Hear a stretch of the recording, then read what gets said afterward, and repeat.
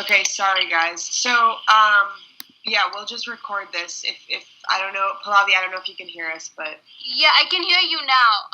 And if you can get my messages, I mean, I can read your messages now. And if you read my messages, then if I have a question, I can just key in there.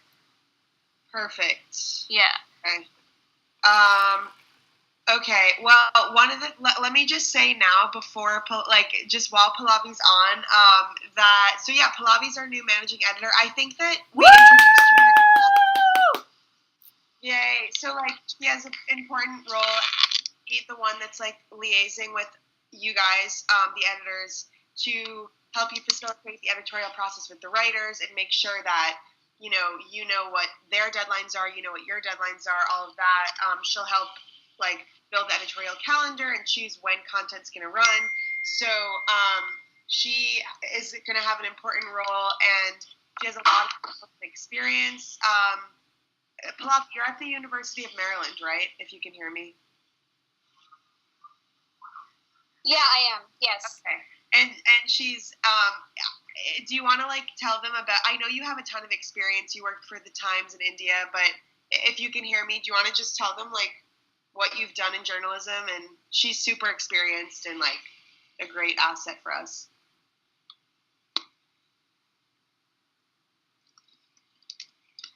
Okay, well, yeah, Pallavi's going to be great. We'll send you guys a bio with her stuff soon. And then the second thing was happy birthday to Kayla yesterday. Yay! Thank you. Yeah. Leo. Is it Leo season? Mm-hmm. Oh, yeah. Cool, okay. And then, Terry, do you want to read the elevator pitch that you wrote yesterday? Sure. So let me pull it up here. This is also on the Facebook page. Probably you guys saw it, but I'll read it one more time. So it says this. Hi, buddies. Ever get in a conversation with somebody about what Hey Girl Global, the network, or the magazine is, only to find yourself caught in a bit of an enthusiastic ramble that leaves folks excited but still confused? I feel you, which is why when Julianne McShane asked me for an elevator pitch to share with friends, I wrote this. Okay, so here's the elevator pitch. Hey Girl Global is an international group of researchers, artists, and activists of all genders. The group was begun by Terry Sempt of New York University to study the intersection of three of the fastest growing movements around the world today: young women's culture, media culture, and culture as it happens outdoors, on the streets. In addition to formal academic work, Hey Girl Global puts out an online magazine. Like many other great publications, our focus is feminist and intersectional, but we're unique in that we also center on the comparative, the transnational, the migratory, and the diasporic. Stories in Hey Girl magazine can vary. One day we'll be talking about differences in shopping for knockoff goods in New York's Chinatown and in Shanghai. The next day we'll feature activist videos from Africa and India that demand the right for women to walk and run in public without fear of assault. The day after that we'll feature a global playlist called What Was Your Jam This Summer and Why? And the day after that, we'll run a fundraiser for a top-notch young student who can't afford tuition to continue school, or host a webcam submission request called Show Us Where Your Grandmother's Culture Lives On in You. As you can tell, we cover as many modern and historic issues as we can, while also trying to mobilize our readers to act, consider, and question various norms and societal structures, most of which were not in place. Mute your mics. Yeah, can you guys mute your mics? Most of which were not put in place by women, until now, that is. As a research and activist network, our motto is, you've got this and we've got you. That motto extends to our magazine philosophy. No matter your age, educational background, language, or gender, if you've got a compelling story, viewpoint, or resource that matches our mission, we're committed to working to get your voice heard. And then there's to learn more, visit us at our website, blah, blah, blah, blah, blah.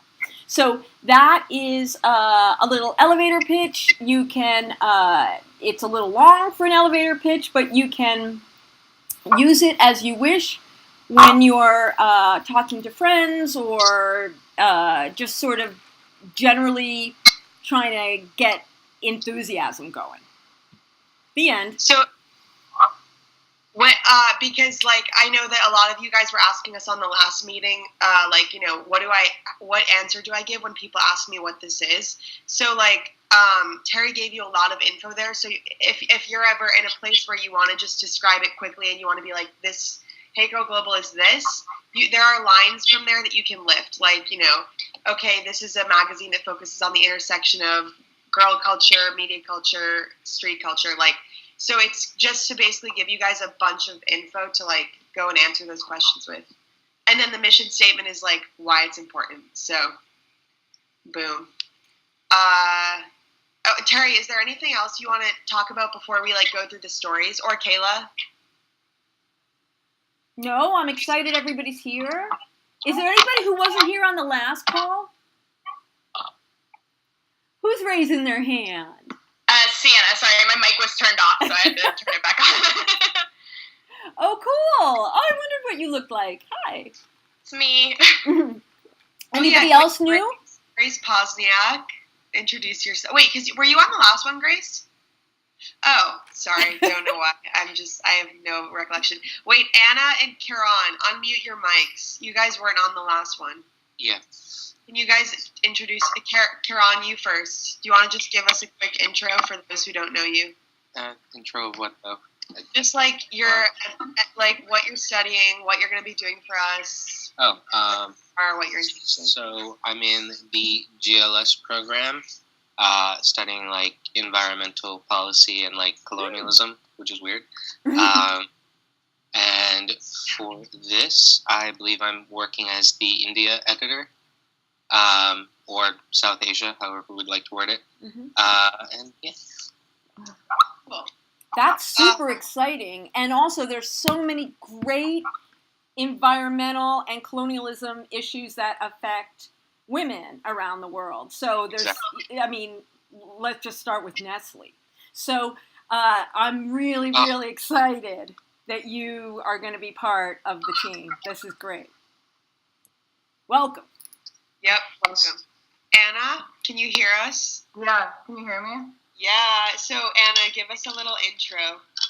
Okay, hi, I'm Anna. I'm also in GLS, but I'm studying human rights, development, and politics. And what I'm mostly interested in is women's empowerment and international development. So yeah, I think I'm going to be one of the Wander editors and Senegal editor. Yep. So yeah, she's going to be working with Holly. Fun fact, she's also my roommate. Yeah, we're both going through the hell of trying to sign a lease right now. So we are like blood sisters at the moment. Okay, let's see if I'm going to go through who I think wasn't on. Katia, do you want to go? Sure. So I'm Katia. I am in GLS. My concentration is contemporary culture and creative production, and I'm minoring in documentary. And what I'm really interested in is like ethics of documentary filmmaking, and I'm also the name editor. So language that we use to talk about ourselves and about cross-cultural issues. Can I just jump in quick, Katia? I'll see you in thesis, but Actually, no, I had to drop it. I'm so sad. It was like 10 minutes before a class I had across campus, and I was like, I'm not going to make it. Well, don't worry. Terry has like fans lining up for that hush. Class, so but it would be great if you would touch base at some point with Kayla, because she's doing most of our multimedia coordination, and there's a lot of brain picking we want to do about video work. So you might have some cool ideas. Yeah, that would be Absolutely. great. We do have a lot of stuff that we want to do with submissions, so we can definitely work on coordinating that and getting started. So if you want to just shoot me an email, maybe we can set that up, or I can send you one. We'll work it out. Anybody else on our team that does video or filmmaking? Shout it out, because we can't see you if you raise your hand. I don't, but I want to. So okay, who's that? Oh, okay. Sydney. Hi. All right. I can learn. Learning is I've good. wanted to learn, but Mhm. yeah. Hi. I Well, would say anybody who does or is even interested in doing it, just drop us a line via email. Sorry, I'm sick, so I sound horrible, but just send us an email and just let me know basically that you're interested in it. So once we start generating content that's video and photo too, I can kind of have a pool of people to work with and get ideas from and be able to start assigning stuff like that. So just send us an email. If you didn't fill it out in that original interest form, if you did, then you don't necessarily have to, because I'll just be able to sort through that and see who's interested in it. But yeah, you can if you want. It would be good to have it in there too. another thing I wanted to say is that I forgot, Julianne, I did have something to say, which is that if you are at NYU, and even if you're not, we'll record the stuff. But if you're at NYU, one of the things that we're going to do is, so we have a global media club at NYU, and they usually meet like every other Monday evening. And we're going to stick a couple of Hey Girl Global workshops or pitch meetings or something in all that, basically so we can get their pizza budget. And priorities.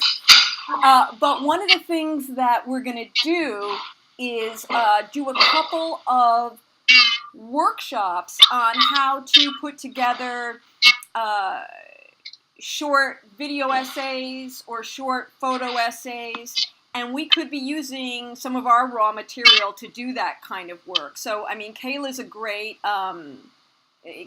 fantastic teacher about that stuff. So if you're looking to get some, experience and exposure, why not start with some of our stuff? And then you'll start feeling confident, and then you'll grab your camera phone and get out there in the world. Okay? So done with that announcement. It's a great club. It's like the best club at NYU because you will actually learn so much. And yeah, it's amazing. So anyway. Oh, sorry, quick one. We also have another pitch for Global Media Club. We, because I'm going to be the CCCP chair, at least for this semester, I'm filling in for somebody. We're going to try to reroute some of the budget money. And one of the reasons why Global Media Club is very good for all kinds of concentrations at NYU is because we have a lot of professional speakers come in. So we had folks from Vice, we had folks from Rolling Stone, we had folks who had their own travel YouTube channels that they were living off the proceeds. We have all kinds of different media makers with all kinds of different interests. We have some spoken word poet folks. So one of the things that's useful about that is, Brittany Spanos, who used to go to NYU, she's an editor over at Rolling Stone now, and she literally sat there and was like, pitch me. And it's very rare that you're going to get that opportunity outside of that space. And we also record those meetings, so anybody who's in our network and wants to get a look at that stuff, once you're in Hey Girl Global, we'll feed you into all the rest of the stuff. Like, the more the merrier as far as I'm concerned. You can't have our pizza because you won't physically be there, but besides that, feel free. And so maybe we could, that is. I'm also going to try to get some folks over from the New York Times this year because they are looking for a brand new editor for their Global Women's section. So I'm really interested in how that search goes, what they're looking for. I mean, ideally, my hope is that we're training you guys up for those kind of jobs, and so you'll walk in and say, okay, well, yeah, I know this guy and that girl had internships at this place and that place, and I did that too. But I also was part of a publication where I had to conceptualize different themes and had to think about it globally. And I feel like that's a kind of an experience set that's somewhat unique. You're probably not going to get that at the Times. You'll be filing. So I think that's all I have to say on that. Yeah, that editor position, I was like, oh my God, that is, if you ever wondered, like, why being an editor on this or being involved in this matters, like, that, I mean, there you go. Like, for those of you who don't know what we're talking about, the New York Times, like, released this thing, and they're looking for a big new editor position for, I forget how they phrased it, but like Terry said, it's something about, like, a global women's editor, It's for like their interactive division. I mean, they want someone who does video, who does call-in stuff, who does, I mean, it's pretty much everything that we're thinking about. And that's probably going to be something that ends up at, like, almost every I think they called it, like, a gender issues editor or something, but that's probably going to be something that, like, ends up at every publication because these stories are getting a lot more traction. So, yeah. Okay, so 2 quick things I wanted to say before we, like, go through the stories. One, if you guys could try to keep the communication to the Gmail as much as possible, that would be great, because I know that sometimes I text people or I Facebook message, but I'm trying to switch it over too so that we can have everything in one place. So, and then secondly, you guys have, like, free reign. If you have an idea of someone you want to contact or of a story that you're interested in, like, you have free reign to, like, pursue it as much as possible. You don't have to, like, necessarily get the okay from us. Like, maybe you want to ask us, like, before you invite someone to speak to us, but, like, you feel free to go and, like, reach out to people and give them an introduction to what we're doing, and you don't have to wait for initiative. Like, as much initiative as possible is, like, what we need, since there's so many of us. So that's awesome. And thanks for all the ideas you guys have already given us. Okay, so I know there's been a bit of confusion with, like, what stories are running and who's writing what. So just really quickly, the stories on deck that we're going to go through today, these are the ones that people indicated interest in lead editing in the Airtable form, the pitch, the form that you guys got last week. So if anyone wasn't on the call, we gave a form where we asked you to fill out what article you wanted to lead edit. Most of you did, some of you did not. Is there anyone who didn't get that form last week? Can you, what's your name? I just can't tell. Zrinka? Yes, I didn't get it. Okay, so we will send that out. Okay, so if you don't have a piece to lead edit today, that means you didn't fill out that form. Except for Grace Bosniak, I know that you want to do I think you want to do the India story. Can you, the story about the female musician in India? Oh, yeah. Right. Okay, yeah, I know you want to do that. So I'm going to ask Julianne, I don't know if you received an email from Marta, but she said that, well, basically I was giving that piece, the Turkish soap opera, to edit, and she said that she thought that it was discussed that it would be preferred to have a Middle Eastern editor for that piece. Okay, I didn't see that email. Terry, do you know anything about that? My understanding of that piece is that it's actually a friend of Marta's and not Marta who pitched that. So let's follow up on that, and let's make an executive decision right now. Are we more interested in the idea of Turkish soap operas? You as an editor, are you more interested in the idea of Turkish soap operas, or are you interested in the idea of cross-cultural soap opera type stuff? Or both? Both. Do you feel that if we found somebody who had a geographical editor with a Middle Eastern background, I think that would do the work for you, right? You would feel like you had a kind of a reality check about the geography, and then you would be working on shaping story content, right?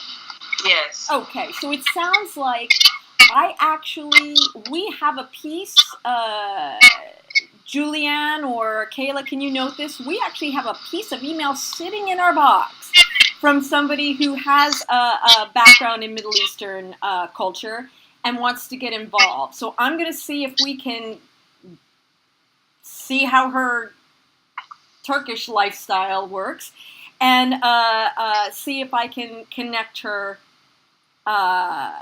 with you. So what we need, it's 2 steps. We need to clarify with Marta who actually pitched this story, because Marta's Spanish. Can I add something? Shrika, what? Regarding to the Turkish soap operas. So I did my master's in communications 1 year in Turkey and 1 year in Germany. Shrika! And I worked for 2 years in Turkey, so I'm very much familiar with the site. Love this. And I'm a teacher. Shrinka, could you 2 work together? Yes. And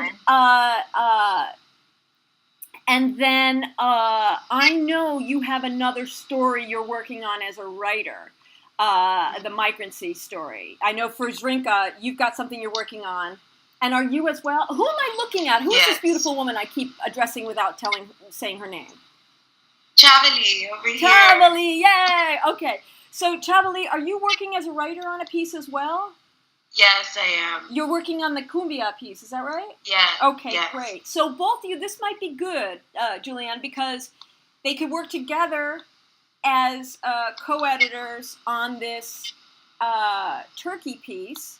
Yeah. And then that would give them kind of space to also be working as writers on their own pieces. Yes, and I'm actually familiar with this soap opera problematic, let's call it, because it became a really huge market for the former Ottoman Empire, because the Turks are mostly selling those soap operas to those countries. And soap operas, which are actually very popular in Turkey, are not very popular only in Turkey, but in the whole Middle East countries, in the Middle Asia, all over the Balkans. Well, so, I think that it will be fun to tease this out, because I think either it's going to be a story about how the sort of uses these that Turkish soap operas serve in different Middle Eastern countries. They might be read or used differently by different folks, or it could be a comparative story where we compare the spread of Turkish soap operas to something like Korean soap operas, which are spreading through China and places like that. And I have somebody who can give us information about that. So that might be too big. So that's something we'll think about in the pitch document, refining the pitch. Please involve me. I mean, you got it. Julian, does that make sense? Yep, got it. So, okay. So, just to like ease worries, I'm going to go through 3 worries that you might have, and I'm going to ease them. If you're a writer whose article doesn't have a lead editor, whose article we don't talk about today, you're going to have a lead editor soon, assuming your story was approved, and you know if your story was approved because we told you. If there's any questions on that, email us. But basically, if you don't have an editor yet, you will eventually. If you're a lead editor who hasn't heard back from the writer yet, after this meeting, you should email them again, because you guys have to fill out the pitch form to like have a starting place from which to start writing. If you are not a lead editor yet and you want to lead edit a story, you need to look through the you need to fill out the pitch form. If you need that form again, email me. It's actually, sorry, there's so many forms. It's actually not the pitch form. It's like the lead editor form. If you don't have that and you need it, email us. Okay, so now I think we can just, and also the stories that we assigned today, we're going to deal with those, and then the rest, I think that we're just going to pick up at our first meeting in New York in a couple weeks, because we have like so many stories available, and we can only coordinate so much like remotely. So I'm going to go through the ones on deck, and then I'll read just quickly like the rest of the ones we have available. Is Pallavi on this call? Okay. Yes, I'm still there. Can you hear me? I can hear parts of what you're saying. Great. Yes. Okay. Pallavi, if you can hear us throughout, if you could update the editorial calendar and Airtable as we go, that'd be great. But it might be a bit much if you. Oh, I lost you again. Don't worry. It's fine. Okay. So I lost you, but I thought that what you said was to update the editorial calendar. I think. That's right. At Airtable. Yes. Yeah, that's what I was doing. You are Okay, wonderful, Pallavi. thanks, Pallavi. Yeah. Okay. Just type me in there because sometimes I can hear you, sometimes I can't. So I'm checking the messages out there. Perfect. Okay. Great. Thanks. So what I'm thinking is that give us whatever info you have, but I'm thinking it would be best if for articles that like you've heard from the writer on and whatever, we need to figure out the starting question, the question that's going to frame your piece.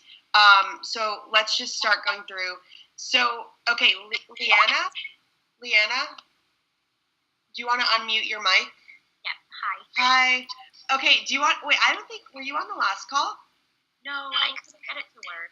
Oh, I'm sorry. Okay, do you want to just give us a little intro of like where you are, where you're studying, what you're going to be doing for us? So I live in Toronto, and I am the Look theme editor.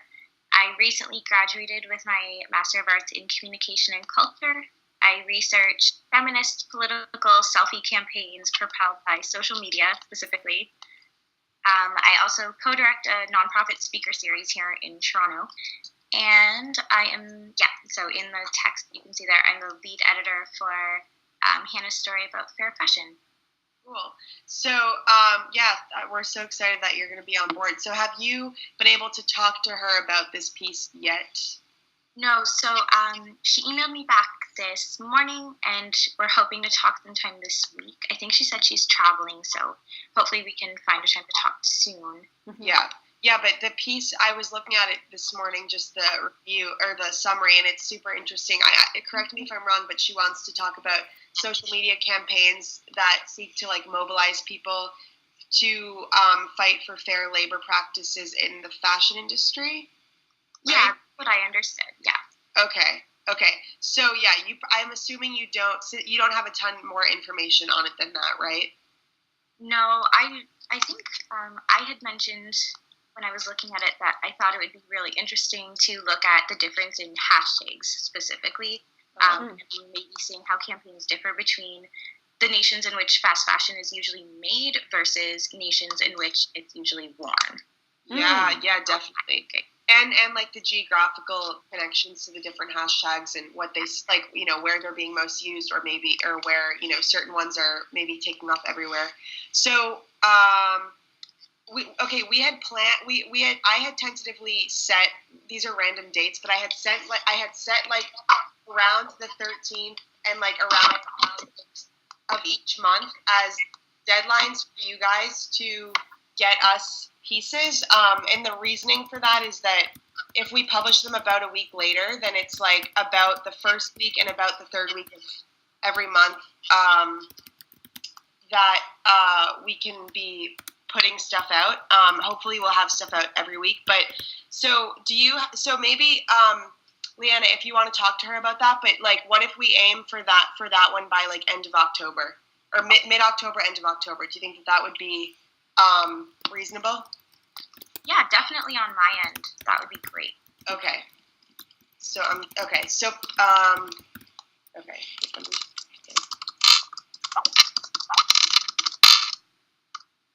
Great. Okay, next one. So just get in touch with her if possible, and then if you guys can fill out that pitch form for us, that would be great. And where are you located, by the way? I'm in Toronto.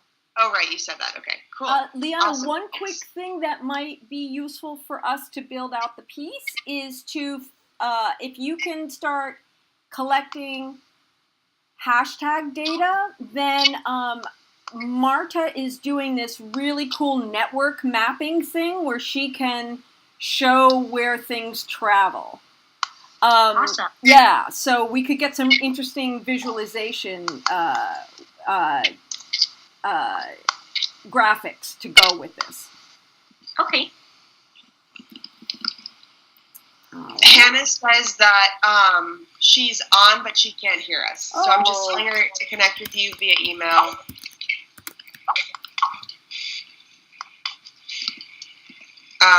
Cool. Okay, next one is Anna. Anna, can you unmute? So Candace Roberts is not on this call, is she? So she wants to do something on global couch surfing. We don't know what because there's little info. But Anna is the couch surfing connoisseur of the world. So Anna, you haven't heard from her, correct? No, she's only given me like a very basic description. Like she wants to study the couchsurfing communities in Germany and Japan. Or she's already done extensive research there on couchsurfing, but that's all I know. Okay. Germany and Japan. So, Anna, can I ask a question? Did you speak to her directly, or do you just know it from her pitch? I just know it from her pitch. I sent her an email yesterday, but haven't received a response yet. Yeah, she might need a couple days. Yeah. Well, Anna, this is if you end up wanting to make this like a co-authored thing. I think that would probably be better because Anna has couch surfed all around the world. Sounds she fantastic. couch surfs through the world. So yeah, I feel like it would make the most sense for you to kind of like contribute that way as well. Mm-hmm. Yeah, I'll ask her what she thinks about that. Yeah, and then I mean, Anna? Do you have any ideas on like the question that an article on global couch surfing would try to answer? Like the question that would start it off. I mean, it's hard right now because this is so vague. I don't know. Maybe we could try to discuss. I mean, the way that it changes travel. Is there like a social? Yeah. Also, Anna, look into if there's any social media campaigns, and I'm sure there are that people use maybe to like find couch surfing. Like maybe that people use to find couch surfing hosts, or like that people use to like maybe if there's ways that people use social media to like match up for couch surfing.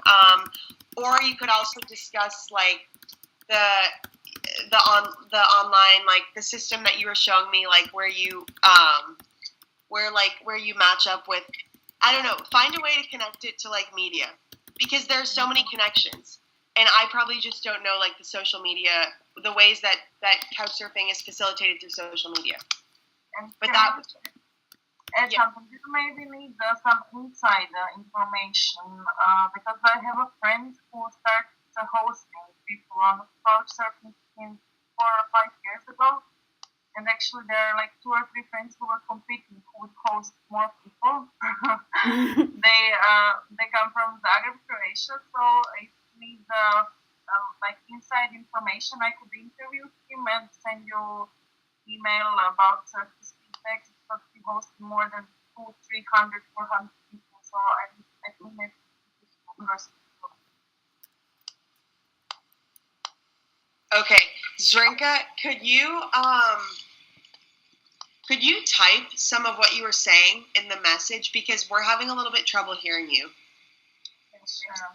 Thank you. So, okay, and your thing is like get in touch with her, start figuring out what your question might be, and what exactly you guys are what you're gonna talk about, and then what the question is that leads you to that. Cool. So then, okay, next thing was, and then keep us posted, Anna. Next thing was Turkish soap operas, and Anna, maybe for that, if we aim for like end of October, Anna. For couch surfing, right? Yeah. For couch surfing, end of October. Cool. Oh, Zrinka, I was saying that I have a friend who hosts more. Wow. Oh, that'd be awesome. So, Anna, did you see Zrinka's message? I heard her. Yeah, that would be really interesting. Yeah, you guys should connect. Yeah, you guys should connect and talk more about how you're going to incorporate that. That sounds awesome. Okay, next thing was Turkish soap operas, which we discussed. So, We're going to talk to Marta. Zrinka's going to co-edit, and we're going to fan it out to include cross-cultural soap operas. Kayla, thanks for the notes. Can I jump in for a second, just for clarification for all the editors and writers? When you say end of October, do you mean their first draft to you? Yes. Okay. Sorry, I should have been more clear.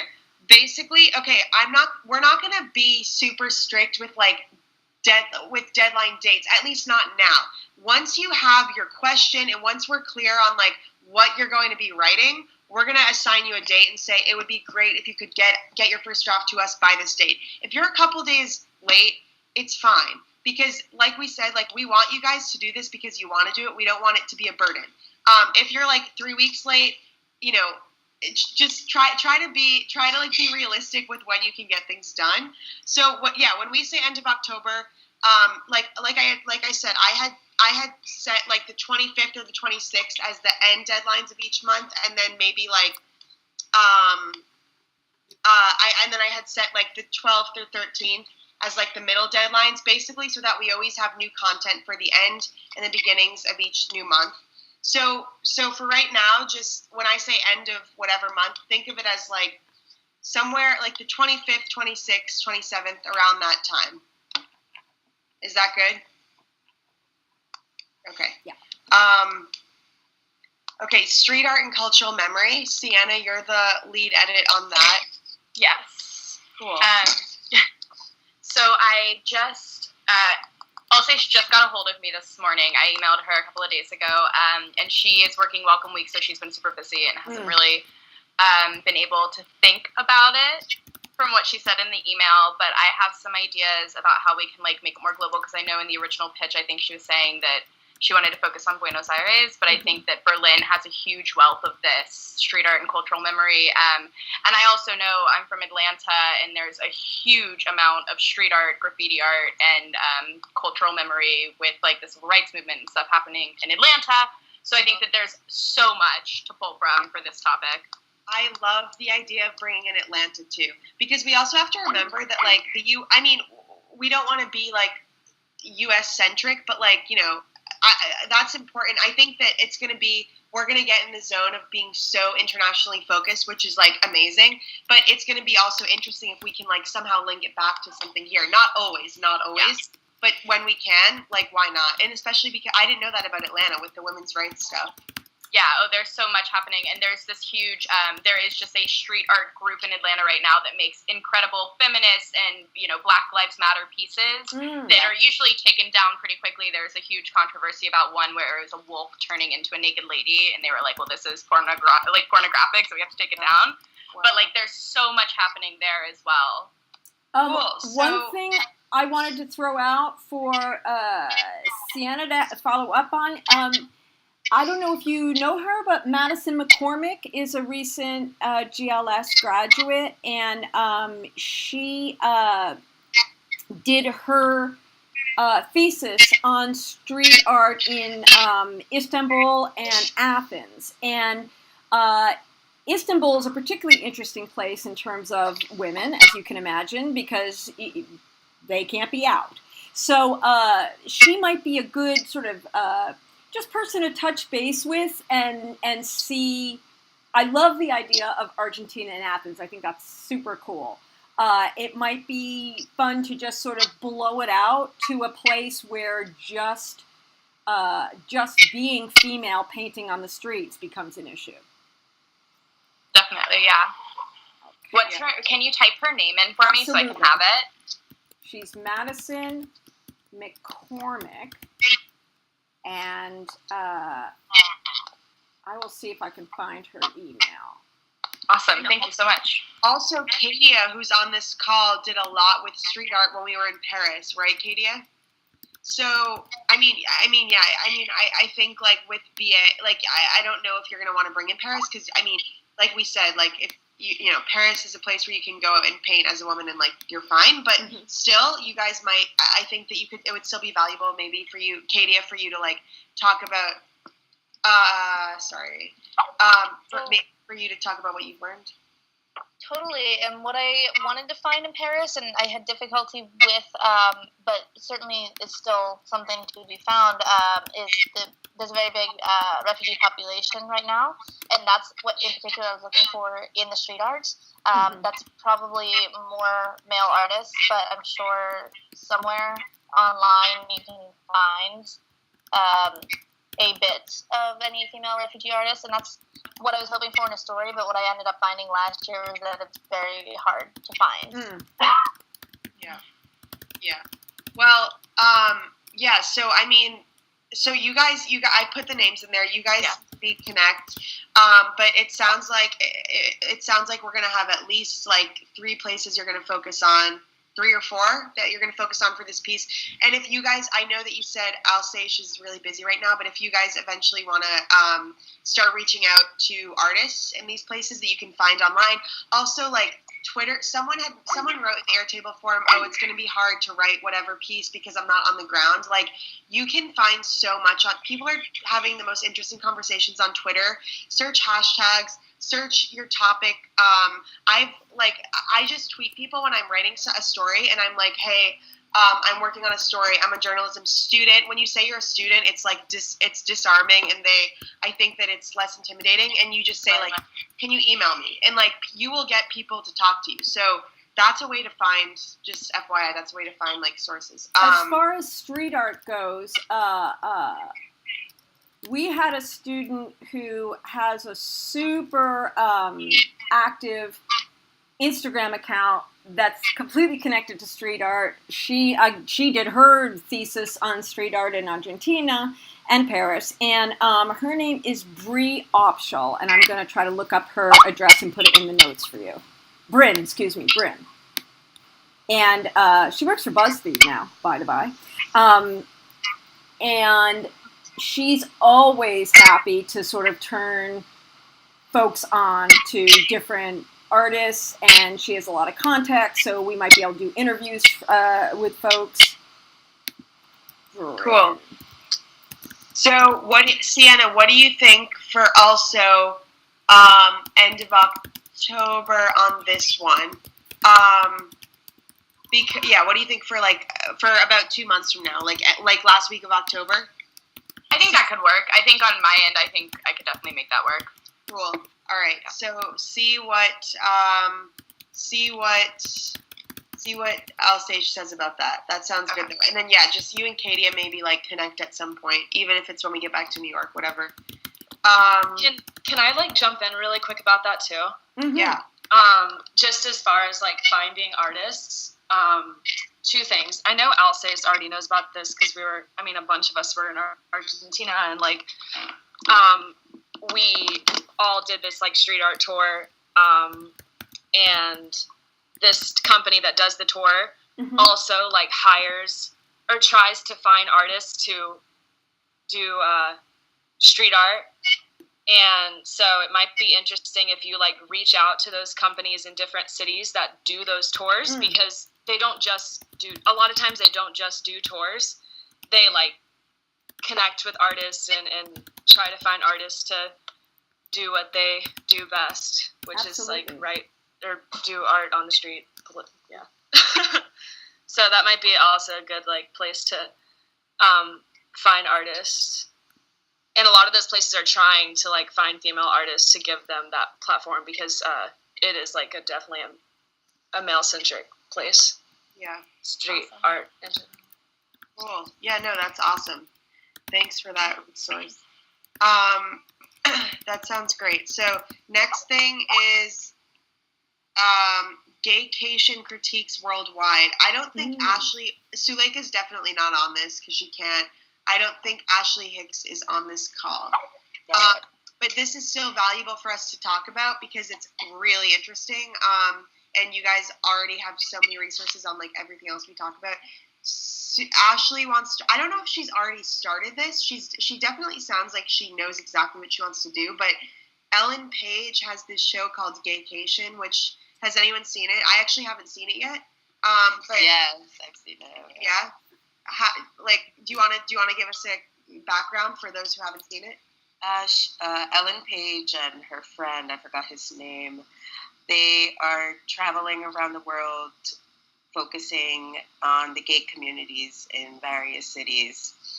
And I love that this is a critique because I just remember reading through the comments of the videos and people's opinions about it being colonial or questions about privilege and stuff like that. What comments do you remember where the comments were? Because it would be fun to kind of troll through those and get some. It used to be on YouTube, and I was looking for them the other day, but they're not anymore. Rats. I know that Ashley said that the reason why she wanted to do it was because she read a lot of articles about it, which basically said the same thing. So I'm sure she has some of those. But I'll tell her to see if there's any way she can, even looking through the comments of those articles too, if it's not on YouTube anymore. Yeah, that'd be fantastic. Yeah. Okay, correct me if I'm wrong. Did Ashley insinuate that this show was like, is it being heavily criticized or is it being heavily applauded? I thought she had said that it was being heavily applauded. That's not true? I think it's both. I think one of the things that she noticed was that it was being heavily criticized. Okay. But I'm not 100% sure. I don't remember exactly what she said in terms of what her view or angle was on it, but she did make mention that there were a lot of people criticizing it, for sure. Okay. But I'm sure it is both. I'm sure a lot of people are saying that it's like a great thing too. I don't know if she falls somewhere in the middle, if she can kind of see both viewpoints. I'm not totally sure, but I'm sure she knows because she did fill out, she said, some of that form. She's just waiting to coordinate with the editor on that. Cool.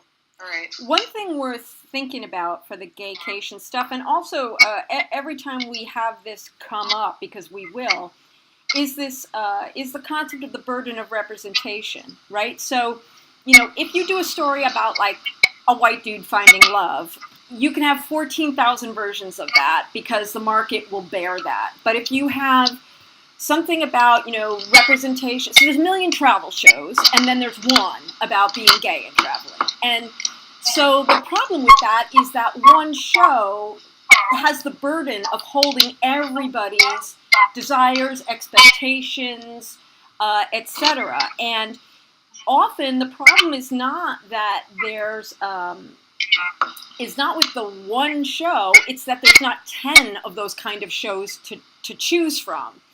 And it's something worth playing around with in the question, which is, to what degree, what do you gain and what do you lose when you pitch a show about queer identity to, a quote mainstream audience? Because that's what it sounds like is happening. Mm-hmm. Does anybody know what channel that's supposed to be on? Or is it a web show? It's on Vice. But yeah, there's a Vice channel. Oh, God. Of course it's on. Actually, I'm kind of surprised. I don't know. I'm actually kind of surprised it's on Vice, but then it's like Vice runs the world, so I'm not surprised. Right. White guys on Vice run the world. Well, that's the thing. It's like if it's Vice, you can count on the fact that it'll be 40% bro. It's like a lot. Terrible. Basically. No matter what they cover, somehow a guy with a backwards baseball hat, his mentality is somehow going to figure into that. Yeah. I just thought of all the guys I've seen on Tinder that are work at Vice. Yeah. Swipe left. Okay.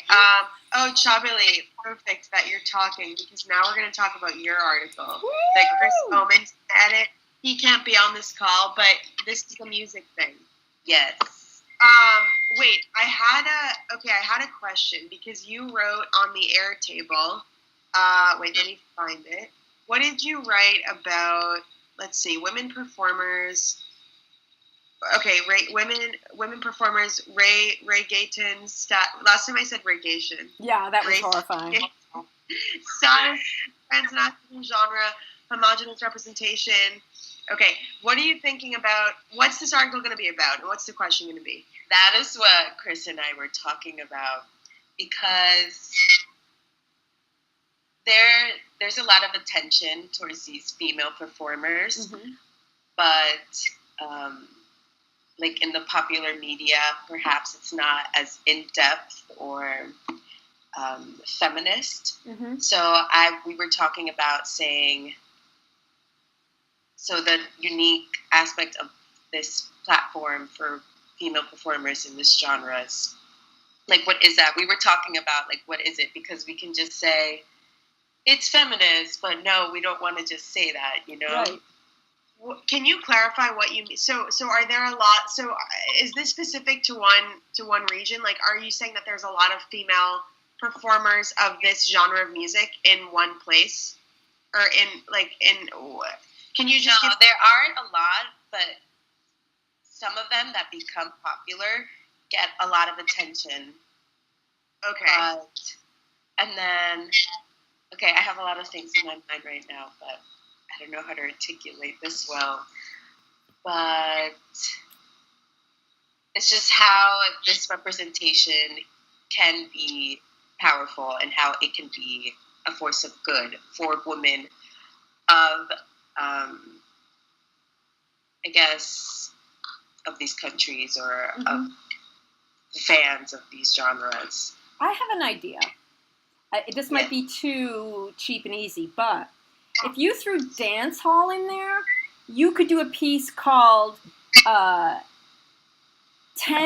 Women Who Aren't Rihanna You Should Know About.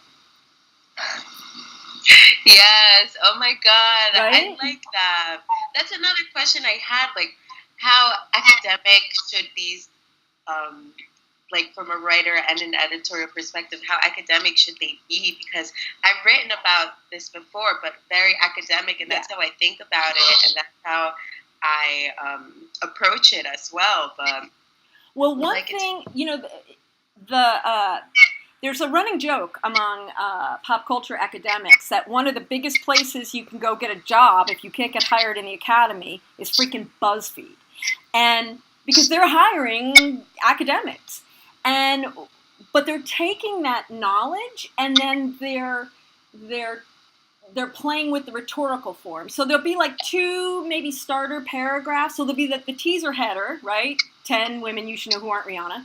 And then there'll be the beginning setup, and then there'll be like a second or third paragraph that's like, you know, something about the burden of representation or something about the concept of what it means with, you know, women in the culture industries, or, you know, like that kind of thing you would put in an academic paper, but then you jump to the focus of the list, which would ideally you be highlighting different kinds of people who project different elements that you think are really critical. Does that make sense? Yeah, I love that. And I think that's a kind of piece that would get a lot of traffic. Yeah. Especially if we link to like their videos and, you know, and talking about the difference between their performance persona versus their video persona. Sometimes they're going to be very consistent. Sometimes they're going to be quite different. I think that there's a lot of fun stuff. And also if you can get somebody who is trying to jump from the islands either to the States or the UK, or somebody who's diasporic and is like, you know, shouting it out to their homies back in Kingston or whatever. I think that will be really kind of fun too. I think so too. Definitely.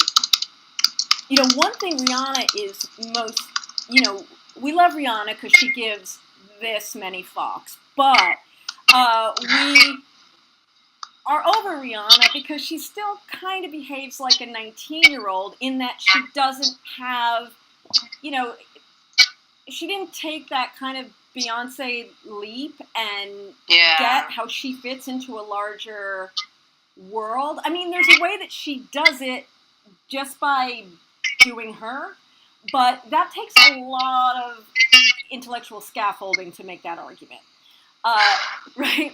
And there's some performers who, like, they are connected to Black Lives Matter, or they are connected to the natural hair movement, or they are connected to, you know, different kinds of things that are quite overt and clear.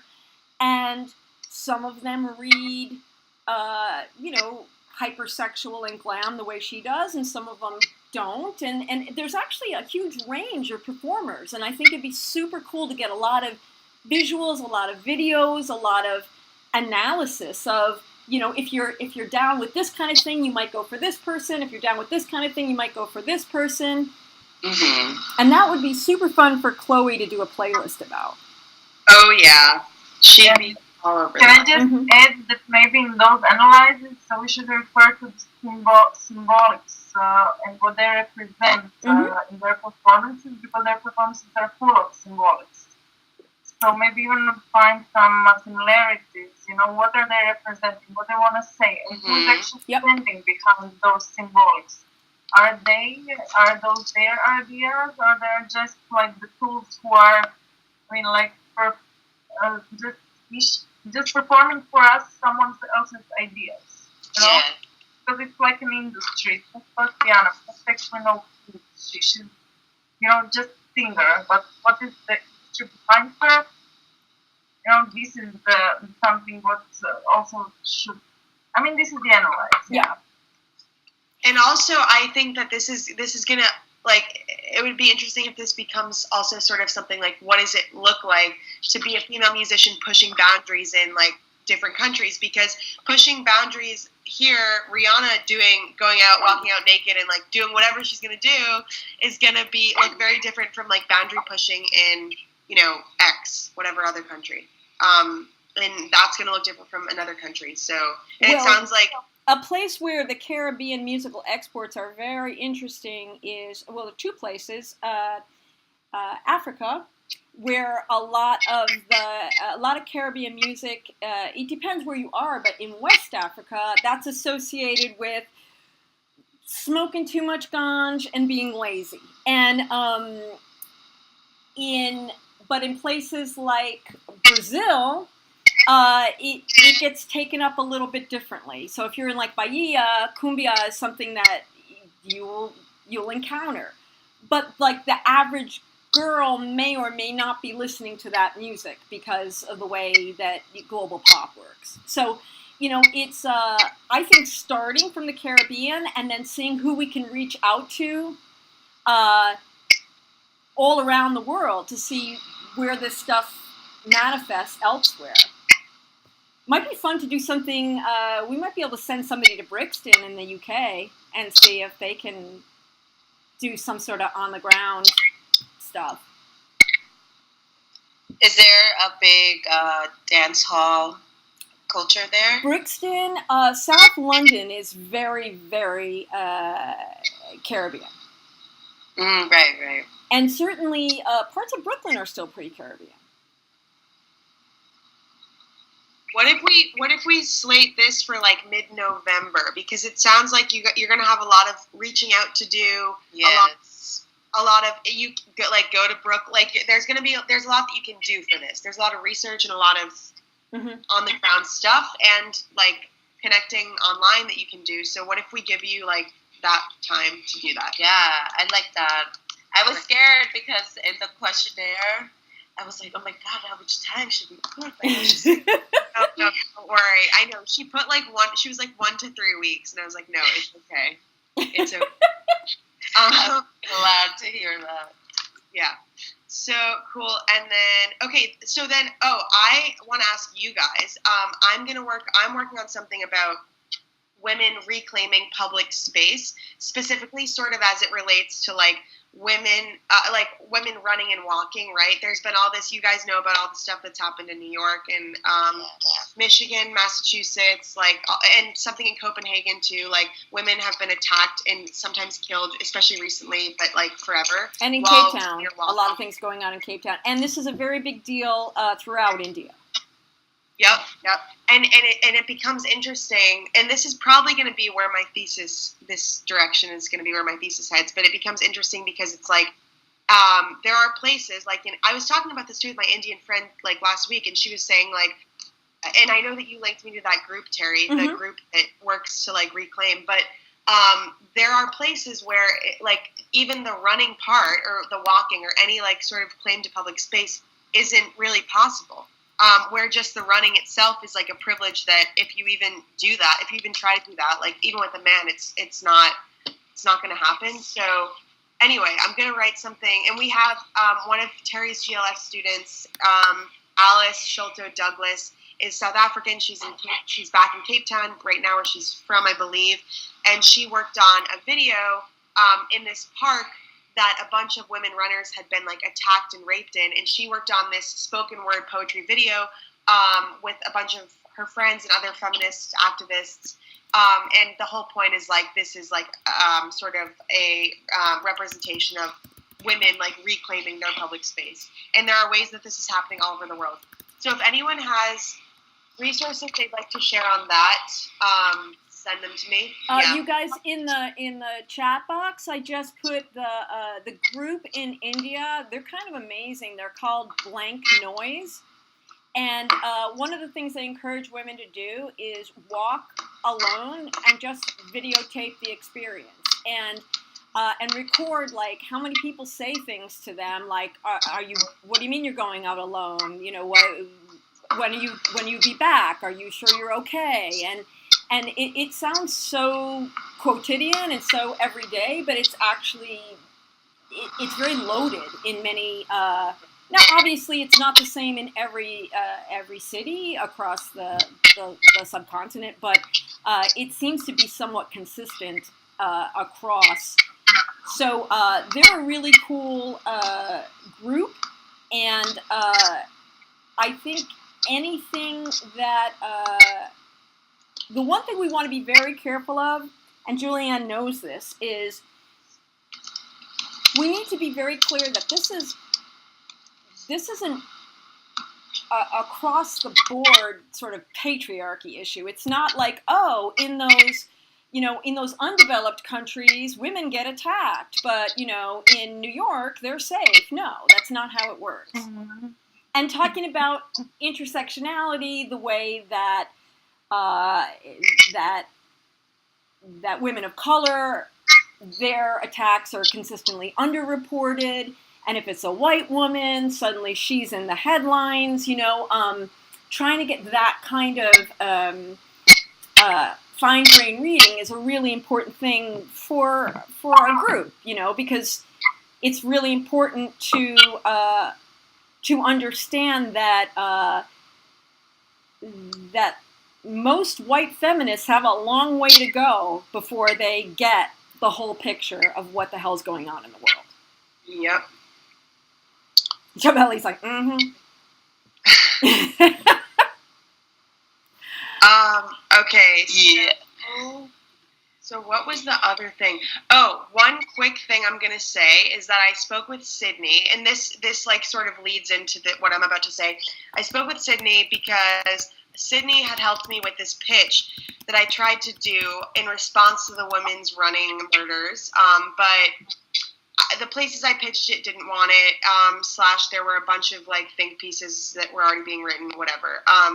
Anyway, Sydney, that looks so interesting. We had talked about how these crimes, like, and this extends out way past the running. It extends out to honor killings and to forced marriages and all these things. Like these crimes that happen against women, most of the time are only happening against women because they are women, but it's rare that they're identified as such. And Sydney, I hadn't heard the word femicide before. And Sydney told me, like, in Argentina, that word is pretty widely used, right, Sydney? Like, to recognize these crimes? So that's kind of like, or it's the what this movement called Ni Una Menos, and I know that everybody who's in Argentina, like, has written a bunch about it and learned a bunch about it, but they basically, it's just, like, the importance of, like, well, there's tons of different things going on with that movement, but one of the things about it as far as language is using the word femicide and what it means to identify it as such. And also, like, a lot of the crimes against women in media, they were being described as, like, crimes of passion or, or, like, just... Yeah, and then now that I'm back from Argentina, I'm just seeing so many reflections of that in the U.S. too, and it just goes back to what Terry was just saying about it's like the same patriarchy. It doesn't really matter how developed your country is. And yeah, I know I spoke briefly with this to Julianne and to Marcia as well about like writing about that word, femicide, and in regards to like women's violence and how it's represented in the media. And there's so much we can do with that. And I mentioned to Sydney, I think that it would be really valuable for us to have a multi-authored piece that's like fairly investigative, and we can give ourselves time with this, but we need something that's talking about like what the word means and what it should be used for, where it's used to identify these crimes, where it's not used, which is most of the world. There's all these social media campaigns and responses, and like Terry said, it pervades like development or undeveloped, because the first thing I thought when I heard, okay, 3 women runners in the U.S. have been murdered in 1 week while running, like why? All the news shows I watched were like newscasters telling women, don't run alone, run with a dog, don't listen to your headphones, don't run at night. No, we need to reframe. Like, yeah, nobody's saying don't kill women. Yeah, exactly. So basically, it would be. I'm sure a lot of you know how this relates to your geographical region or somewhere that you've studied or somewhere that you've lived. And I would like to pick this back up once in a couple weeks, once we are all like more clear on what we're doing and we have better ideas of our time frames, because this is something that I think a lot of us are going to be able to contribute to, and I think it's going to be a strong, like, long form thing. Because I think it has the potential to be, because it's so underrepresented in the mainstream media, and I haven't seen it written about very much, other than by like NGOs and stuff like that. I have an idea for how to frame it. What about if we? It's my thing. What about if we titled the piece in installments, "Say Its Name," and then it was a campaign, "Say Its Name," and the name is femicide. And so every time something happens, in social media or whatever, we hashtag "Say Its Name," and then that way, like to say her name, and then that way, it becomes a tool for pivoting the conversation. Yeah. Sydney, were the journalists in Argentina using a hashtag? Yeah, so the hashtag was Ni Una Menos, and similar to like how the hashtag Black Lives Matter kind of exploded and happened, is kind of how it happened there. And now it's like an organization, and it's still like it's kind of like an organization, a hashtag, a movement. It's a lot of things, and it's like complicated. But I think the hashtag campaign would be really cool. Something I was thinking, just as far as tying in the international perspective, is like looking at what those women and activists, men and women, are doing in Argentina, and like and then seeing, like, I don't know, Marcia, like you have you ever seen this word used in Singapore? Is this an issue in Singapore? Shabali, you're like from the Dominican Republic, like what is it there? And we have somebody in Canada, Karan, you are the India geographic person, and I'm just like, I don't know a lot about individual women's movements in every country, but it would be interesting to see like what these activists are saying and doing in regards to violence against women in their country, because it's like there's violence against women in all countries. Well, but, one thing we could do, and I keep throwing out Marta because she's in this like major league methods workshop right now, and this is connected to her PhD dissertation. But we've got mapping software that if she took a data set and scraped for certain words, she could make an international hashtag map that showed where these conversations are being talked about all over the world. Wow, that's so cool. Yeah, as long as we had a list of the hashtags, she could do the search. Wow. And that would be really cool, because then you click on the hashtag and then you get more, a deeper discussion of the pointed thing that was connecting to. Yeah. I mean, Say Her Name would definitely be one. Right. And then and then there's ones in Argentina. I bet there's ones in India. I bet there's ones in Arabic and Chinese that we don't even know. Yeah. Yeah. All right. So there's going to be a lot for that, and a lot of us are going to be able to contribute to that too. And yeah, I think we should pick back up on that in a couple weeks, because I think everyone has enough to get started with at the moment. So just to quickly tell you guys a couple other stories that are available that you can, if you haven't filled out the form yet, you'll see. But just to give you a frame of reference, Suleika is going to write something on an organization that she started in Ethiopia to empower young girls to pursue sports through soccer specifically. There's a couple travel narrative pieces. Maria and Holly want to write. I don't have specifics. Marta's going to write something on Jana Jihad, I think. We might have another young women's musician piece, but it's also unclear. Pitched by Izzy Nero. Kayla just wrote. Not sure if she wants to write it. Okay, so I know this was a lot. If you're, like I said, just go through. If your article isn't picked up yet, it will be soon. If you're not a lead editor and you want to be, fill out the preference form. If you need it, email us. And if you're a lead editor who hasn't heard, can you guys mute the mic? If your editor hasn't heard from the writer, email them again. Does anyone have any questions? Is anyone unclear on anything? If you have additional ideas for pitches, okay, so in an ideal world, so Ramona just asked if you have additional ideas for pitches, should we add them to the Airtable or send you an email? Here's my thought process, and Terry, you can jump in on whatever you think. But it's going to be, I think it's going to be much more clear for us to get pitches via email, because otherwise it requires us constantly checking the Airtable. So if you know how to pitch something via email, that would be best. What I mean by that is give us like a headline option if you can. Give us like 3 to 6 sentences on what this piece is going to be about, and try to make the first sentence sort of like, with the first sentence kind of like get to the point of like what you're going to write, and why it's important, and then you can write like about a paragraph and dive into it a little bit more. But just try not to go on so long. Like six-ish sentences is ideal. We have graphics on this that we'll send you guys where we talked about exactly what we would like in a pitch. But for now, if you have anything, try to have it like formed in that sense where you're clear about what this is going to be and sources. I'll write this in the chat. So yeah. Okay. Sydney would like to know if you filled out the form to lead edit, but you haven't heard back. Is it possible that the form didn't get submitted correctly?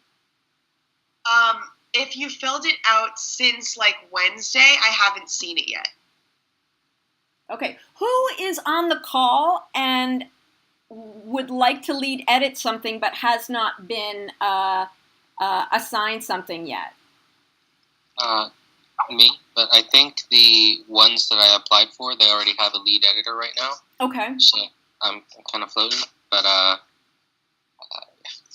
well, you are in a kind of a cool position because you do South Asia and because you do environmental stuff, and I'm kind of wondering, Julianne, what do you think about the idea of, Jesus, now I forgot your name. Not Julianne's name, your name. Sydney, Katia, Chabuli.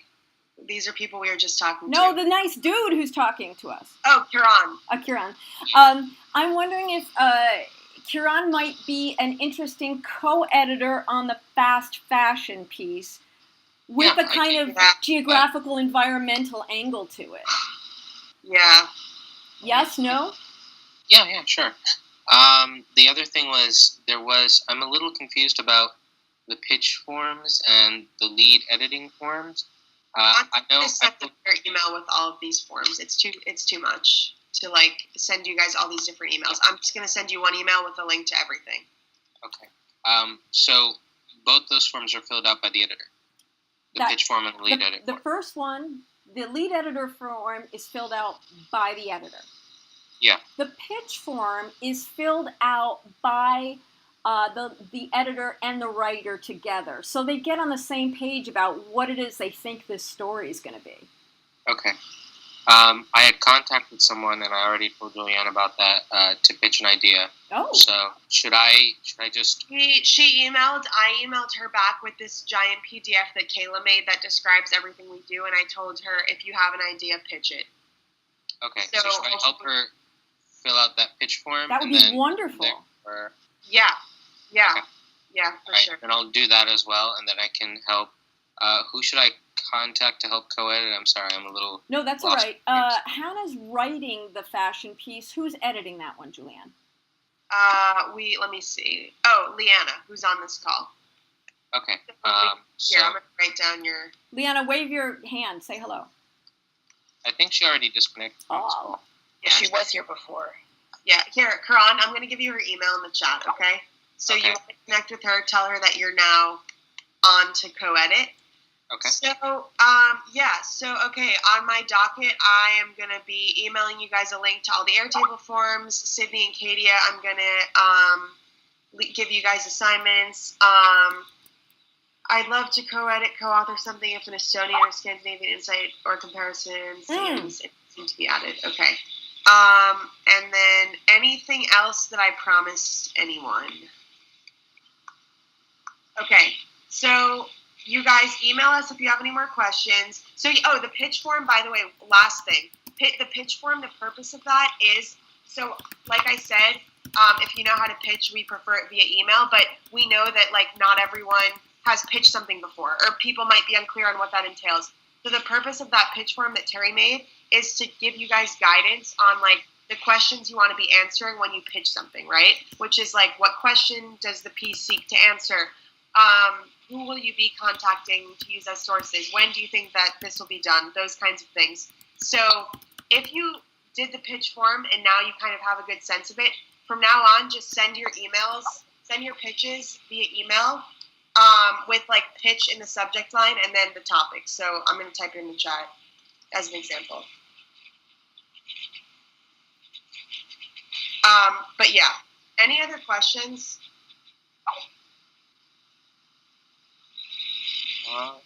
Nothing? Wow.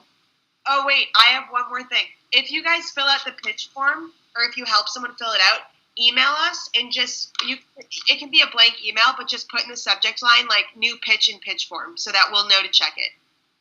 Okay? So, I guess we'll probably pick back up in New York in person in a couple weeks.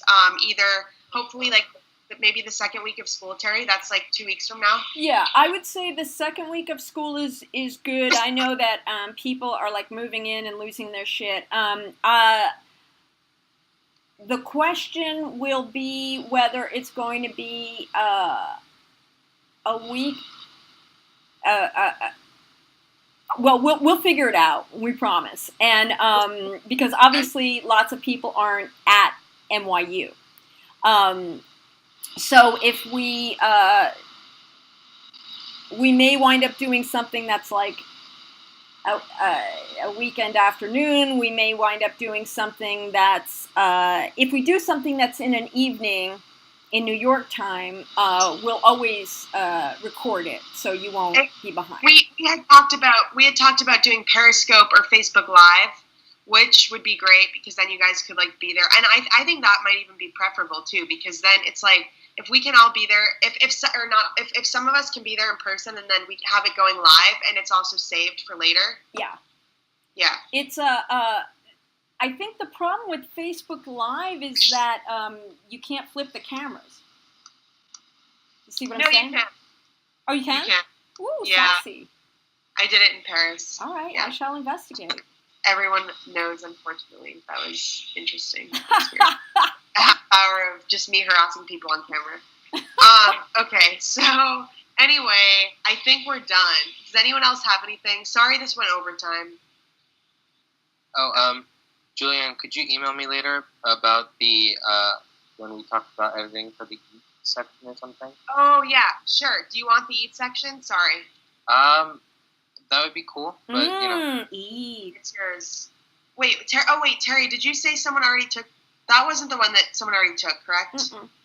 Okay. I have no idea because the eat and the occupy sections are blank on the Airtable, Yeah. but Occupy's gone. Occupy's Melissa now, but you're gonna be eat, okay? all right. And I'll add you. I'll add you on that. Ramona, you're having trouble with the fake section? In what way? Just trying to get materials? I'd love to discuss this a bit with somebody who... Yeah. She might be unclear on what it is. Yeah. Happy to do that. Happy to do that. It's about the idea of counterfeit culture or faking it or knockoffs. But we can talk more about that. It's an interesting topic. It just takes a little bit of research to dig into. The other thing I wanted to say, is that we're thinking about two. I know I keep putting new themes on. Sorry, but these are ones that will generate content pretty quickly. We're thinking about one called Read that is book reviews, and ideally maybe with like a video interview with the writer or something that's a little more multimedia. There's a new book that Carolina Matos just put out about gender and media from South America to beyond, and I think that that's going to be a cool book. I know her work. She's Brazilian, and there's another section that we're going to call Study that highlights academics who do this kind of work, conferences where you might go to get information about stuff, like if somebody goes to a conference, maybe a roundup of what happened, and departments where people might want to apply for graduate school or undergraduate or whatever. I think it'll be a cool resource for people who are thinking about more formal ways to do this work. Definitely. Yep. All right. Thank you, guys. If you have any other questions, email us. If I told you I'd give you something or I'm going to assign you something, you'll hear from me tomorrow. All right. Thanks, guys. Enjoy your Sunday. We love you. Bye.